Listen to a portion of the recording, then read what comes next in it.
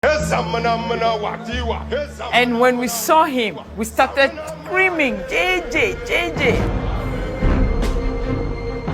That a coup will not succeed if the atmosphere, the climate is not calling for it. He told Ghanaians, I have hard work for you. Christianize me if you may, but don't try to Europeanize me.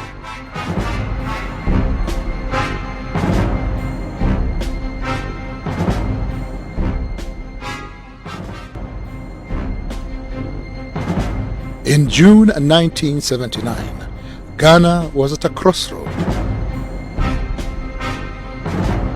Another military coup was at hand. A young Air Force pilot who a few weeks before had been court-martialed and was awaiting execution was broken out of jail by his colleagues to lead what would be later known as the June 4th Revolution. Little was known of this man who would later be instrumental in changing the future of Ghana forever. His name, Jerry Rawlings.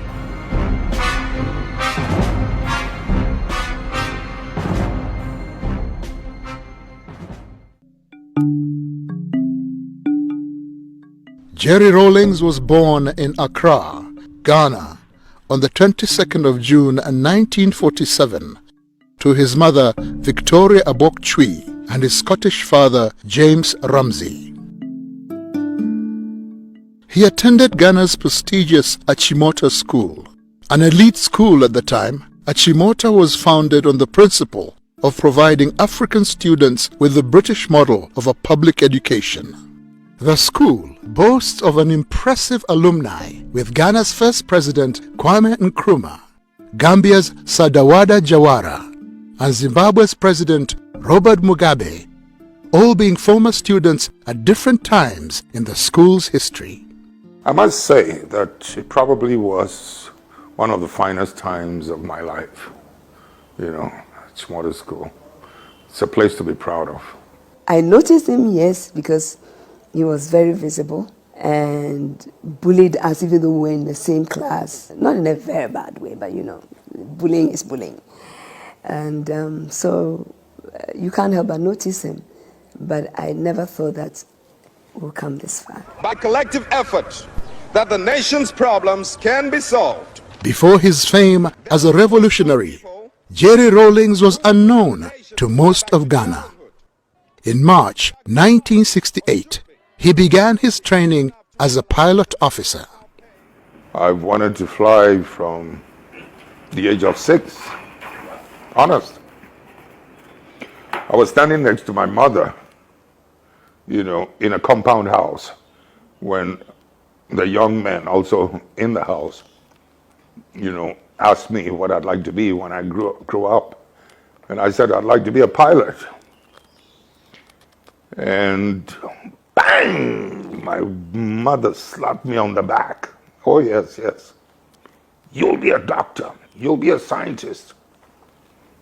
I mean, the whole house, the compound became quiet, shocked at what had just happened.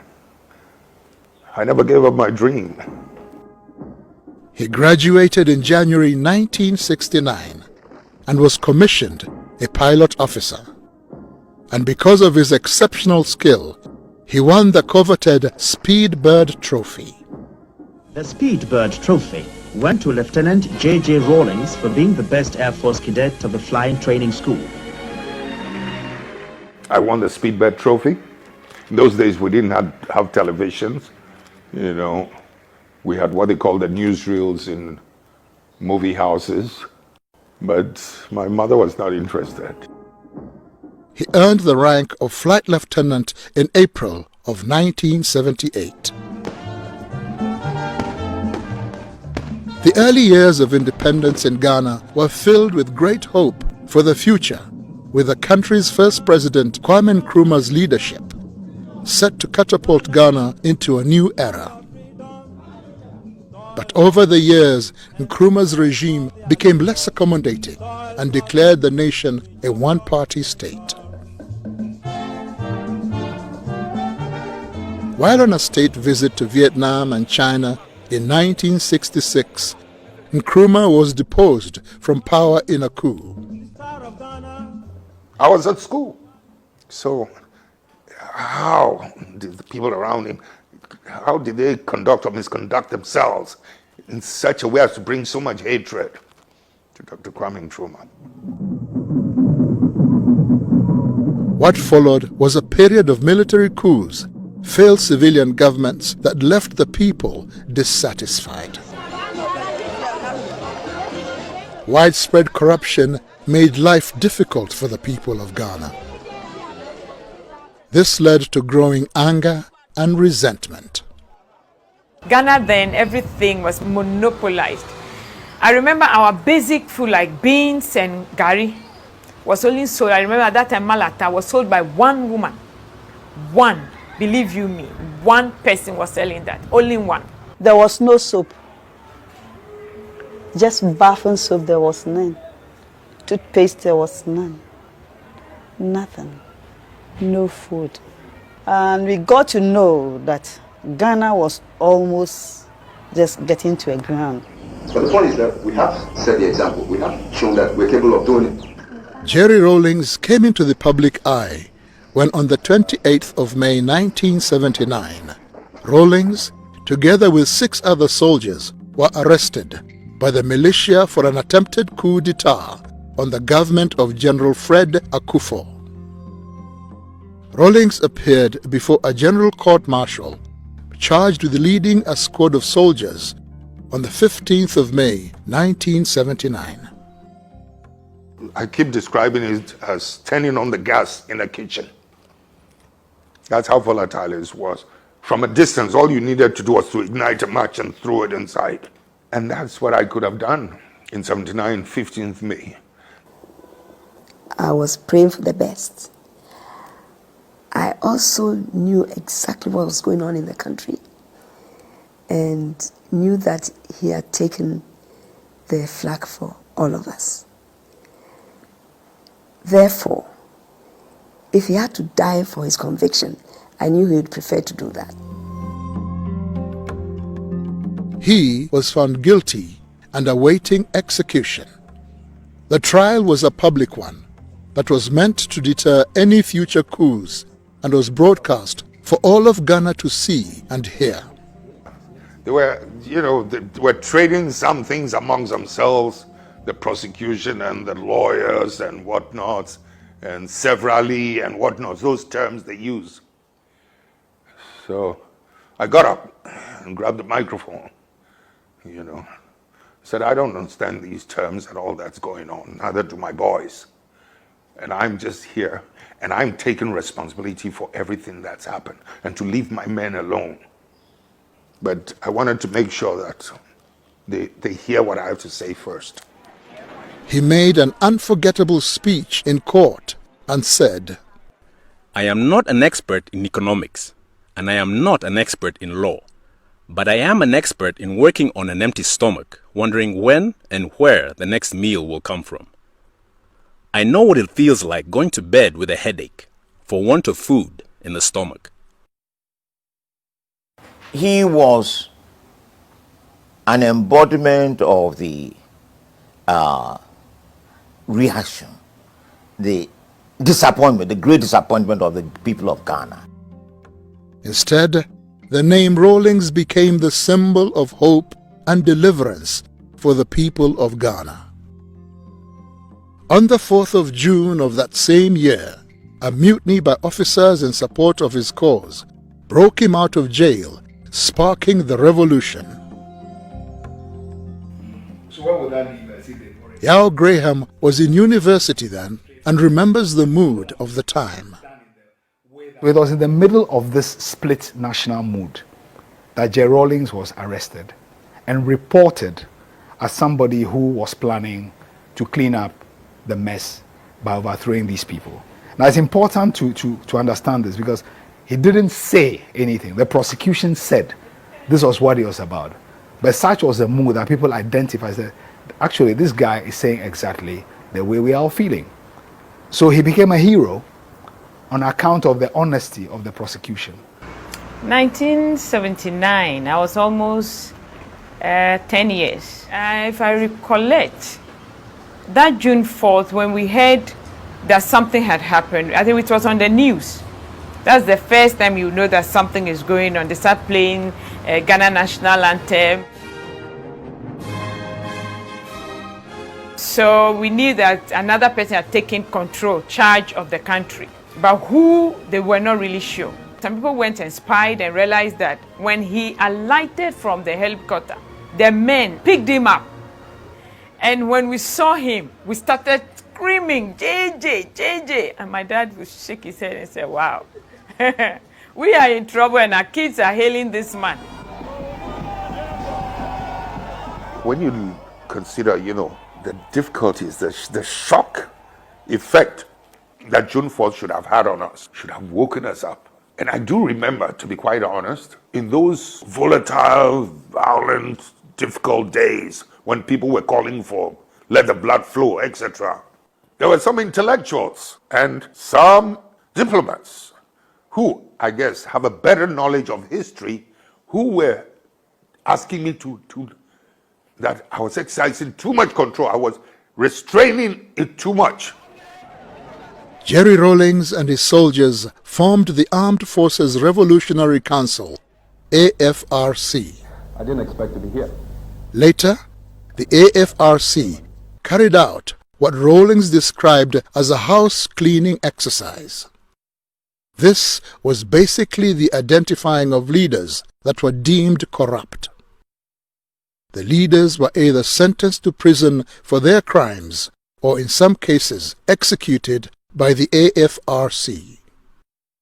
3 months later, on 24th September 1979, the AFRC allowed Hila Liman to head Ghana and the People's National Party, PNP. However, Hila Liman's presidency was short-lived.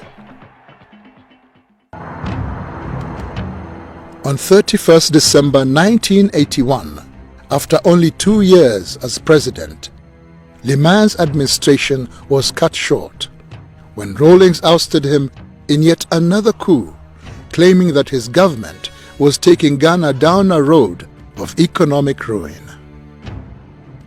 But it was his second coming, as we call it here, the 1981 coup d'etat, that then made him the figure that he is today. That was when people encountered him directly or indirectly.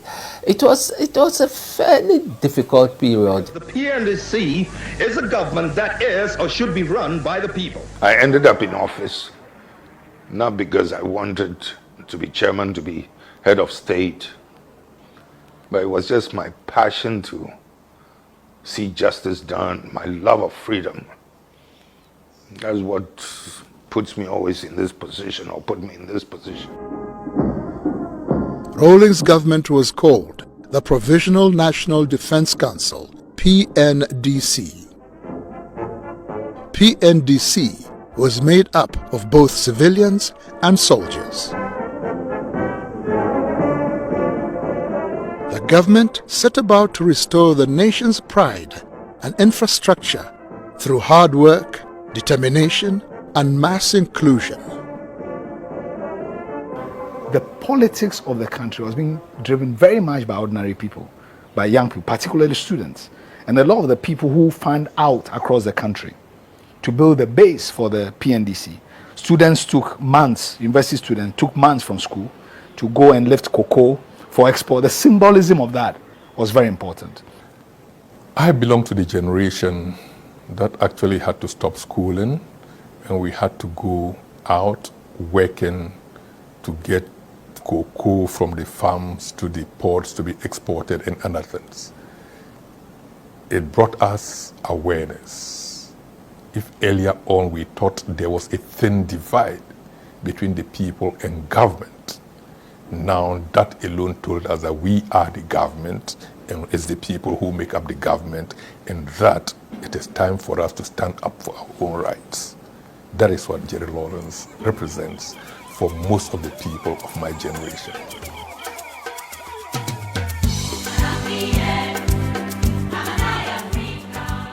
A hands-on leader, Rawlings ensured the rebuilding of Ghana would be shared by all.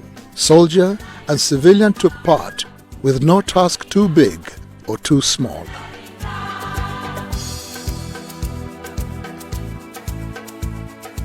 His passion is the underdog not being maltreated or mistreated, and looking at a situation where if we have, let's say, 6 million Ghanaians, he wants to bring all 6 million Ghanaians to a certain level of livelihood. I know him to be a passionate man. He wants things done immediately. I always say Kwame Nkrumah always wants things done yesterday. And Rawlings wanted things done immediately, quick. They have that one in common. He's the type who does not mind getting his hand dirty.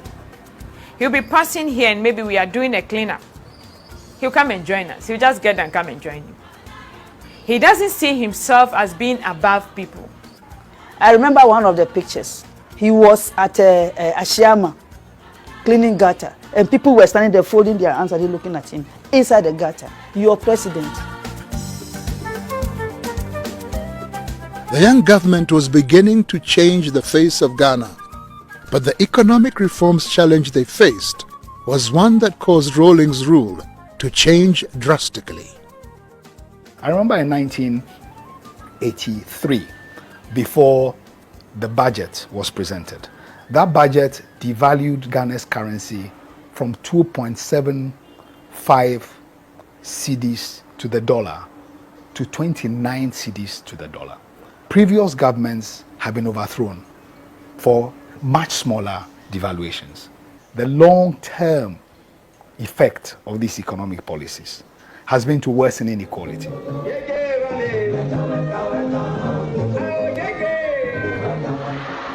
Rawlings' government's response to its critics was to clamp down on opposition. The media in particular was hit hard. Haruna Atta, a journalist, shares his experience. Those were what one would describe as the bad old days when journalists were under siege, sort of. At that time, he was very much seen as the dictator, like the quintessential African dictator.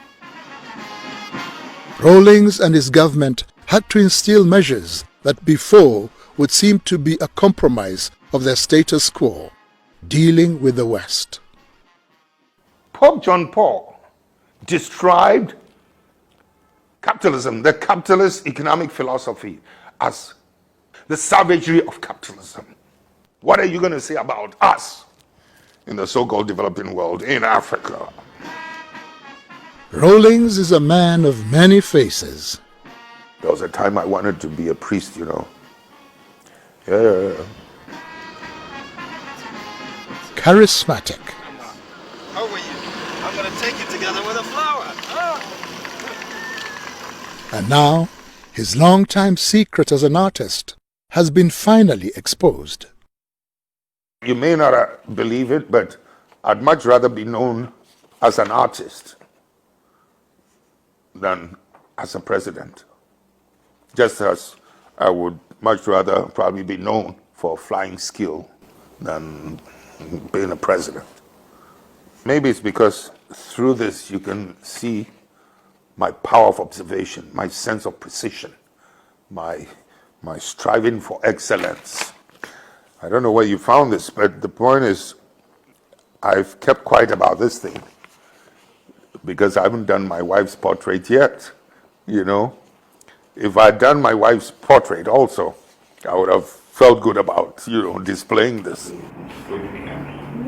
A family man, he is married to Dr. Nana Agyemang Rawlings, his childhood sweetheart. He doesn't remember. I remember the first place I met him in primary school at a school called Mrs. Sam's School. And he obviously didn't recognize me because I was black, I was dark. Because this lady was fair And there were a lot of fair kids in the school. And she actually used to discriminate between the fair and the dark ones. So the fair ones knew each other and the dark ones knew each other. So he didn't see me, but I saw him. It's just a joke I crack all the time. Nana, in the first place, was somebody I noticed from the age of 14, somebody I've been in love with. It wasn't until about 5, 6 years later that she would even allow me to hold her hands type of thing. Oh, it took a long time. Together, they have 4 children: Ezanata, Amina, Ya Asentwa, and the only son, Kimathi Rawlings. As if to protect them, Rawlings, being in the center stage of politics, created a deliberate wedge between his children and himself. In the event that his life would be taken, his children would be able to cope in his absence. I avoided my daughters, for some years. I mean, I'd see them, but I did not want to develop any emotional attachment with them. I mean, I longed for it. I wanted to hug them and things like that, but I was afraid if we developed that emotional attachment and something happened, I wasn't too sure how they would be able to cope or handle it. And that's why I kept that distance, you see what I mean? Deliberately, because of the reason I just gave. There was not a good balance in terms of family and work. So I had to be mother and father to them almost throughout their life till they were adults. Yeah. It wasn't easy.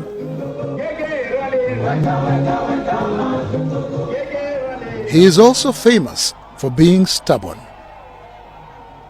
In being stubborn, mind you,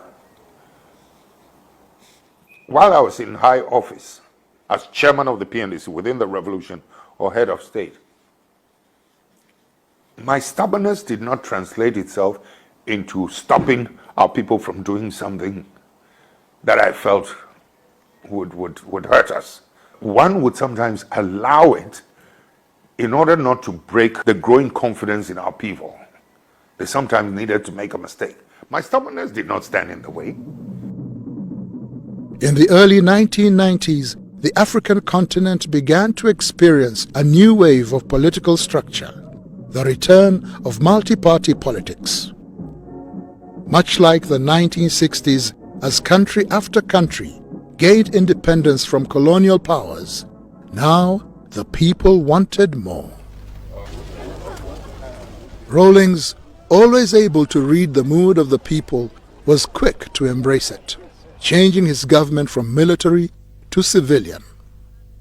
He did not fight against it, but he did say that though he personally did not believe in multi-party politics, but if that's what Ghanaians want, they would have it. So the constitution was written, and from 1992 to the present, we've had one of the most stable democracies in Africa.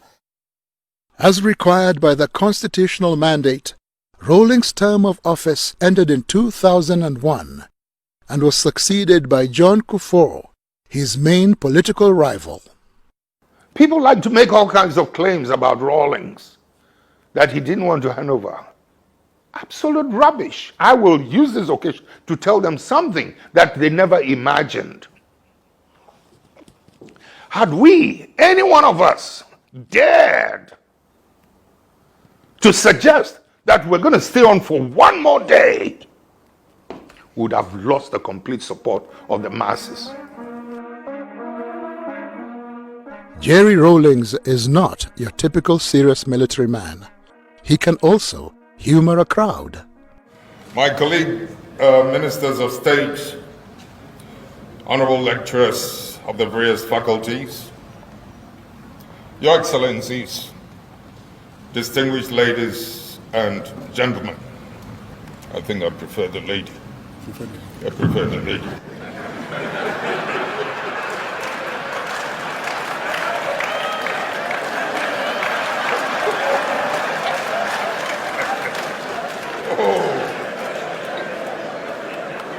believe this little warm food you want to enjoy, he wants Ghana.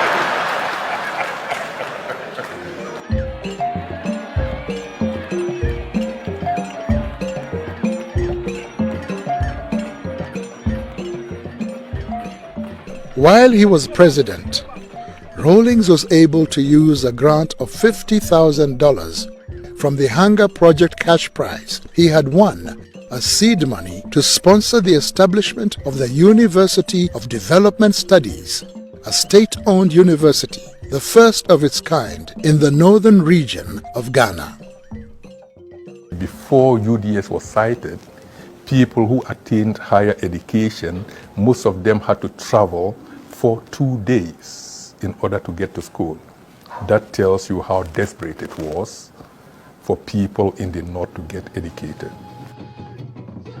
In 2010, Jerry Rawlings was named the African Union envoy to Somalia.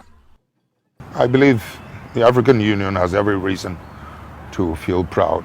This is one political and military exercise that we've taken up almost on our own and won for the good of that country, for the good of all of us.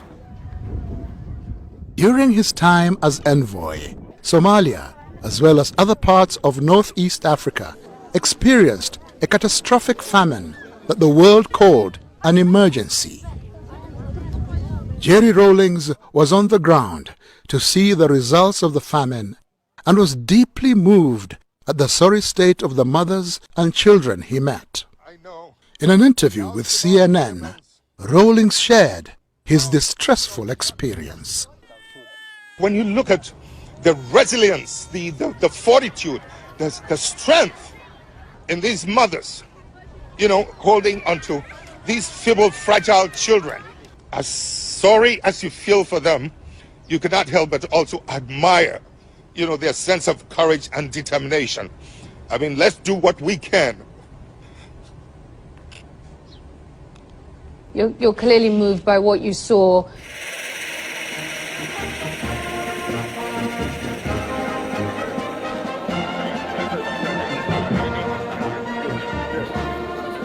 You may like him, you may not like him, you may agree with some of his methods, or you may not agree with some of his methods, but you cannot be in denial. You shouldn't be in denial because he's occupied a major part of the country's history. After 18 years in power, where you can say that actually, if you look at the sweep of Ghanaian history, Jerry Rawlings is the second most important ruler in Ghana's history after Kwame Nkrumah.